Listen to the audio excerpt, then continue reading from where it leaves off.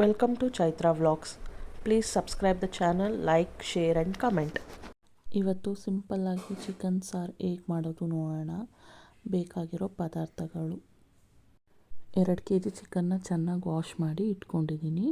ಮಸಾಲೆ ರುಬ್ಕೊಳ್ಳೋಕ್ಕೆ ಬೇಕಾಗಿರೋ ಪದಾರ್ಥಗಳು 1 ಹಿಡಿ ಪುದೀನ, 1 ಹಿಡಿ ಕೊತ್ತಂಬರಿ, 4 ಈರುಳ್ಳಿ, 2 ಟೊಮೆಟೊ, 2 ಬೆಳ್ಳುಳ್ಳಿ, ಒಂದು ಸ್ವಲ್ಪ ಶುಂಠಿ, ಸ್ವಲ್ಪ ಕಡಲೆ, 15 ಹಸಿಮೆಣಸಿನ್ಕಾಯಿ, ಸೋಂಕಾಳು ಸ್ವಲ್ಪ, 2 ಪೀಸ್ ಚಕ್ಕೆ, ಲವಂಗ ಮತ್ತು ಮೆಣಸು ಸ್ವಲ್ಪ ಹಾಕ್ಕೊಬೇಕು. ಅರ್ಧ ಹೋಳು ಕೊಬ್ಬರಿನ ತುರಿದು ಇಟ್ಕೊಂಡಿದ್ದೀನಿ. ಬಾಣಲೆಗೆ 2ರಿಂದ 3 ಸ್ಪೂನ್ ಎಣ್ಣೆ, ಈರುಳ್ಳಿ, ಶುಂಠಿ, ಬೆಳ್ಳುಳ್ಳಿ, ಮೆಣಸಿನ್ಕಾಯಿ, ಸೋಂಕಾಳು, ಕಡಲೆ, ಚಕ್ಕೆ, ಲವಂಗ, ಮೆಣಸು ಇದನ್ನೆಲ್ಲ ಆ್ಯಡ್ ಮಾಡ್ಕೊಳ್ಳೋಣ.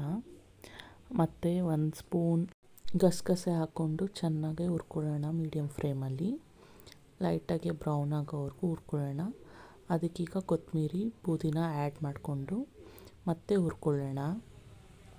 ಆಮೇಲೆ ಮತ್ತು ತುರಿಬಿಟ್ಕೊಂಡಿರೋ ಕೊಬ್ಬರಿನ ಆ್ಯಡ್ ಮಾಡ್ಕೊಳ್ಳೋಣ. ಅದನ್ನು ಹುರ್ಕೊಂಡು ಲೈಟಾಗೆ ಹಚ್ಚಿಟ್ಕೊಂಡಿರೋ ಟೊಮೆಟೊ ಹುರ್ಕೊಳ್ಳೋಣ. ಇದನ್ನೆಲ್ಲ ತಣ್ಣಗಾದಮೇಲೆ ಸ್ವಲ್ಪ ಮಿಕ್ಸಿ ಜಾರಿಗೆ ಆ್ಯಡ್ ಮಾಡಿಕೊಂಡು ನುಣ್ಣಗೆ ಪೇಸ್ಟ್ ಮಾಡ್ಕೊಳ್ಳೋಣ, ಫೈನ್ ಪೇಸ್ಟ್. ನೆಕ್ಸ್ಟು ಕುಕ್ಕರಿಗೆ ಅರ್ಧ ಕಪ್ ಎಣ್ಣೆ ಹಾಕ್ಕೊಳ್ಳೋಣ. ಹಚ್ಚಿಟ್ಕೊಂಡಿರೋ ಈರುಳ್ಳಿ ತೆಳ್ಳಗೆ, ಶುಂಠಿ ಸ್ವಲ್ಪ ಹಾಕ್ಕೊಂಡು ಚೆನ್ನಾಗಿ ಫ್ರೈ ಮಾಡ್ಕೊಳ್ಳೋಣ ಲೈಟಾಗೆ.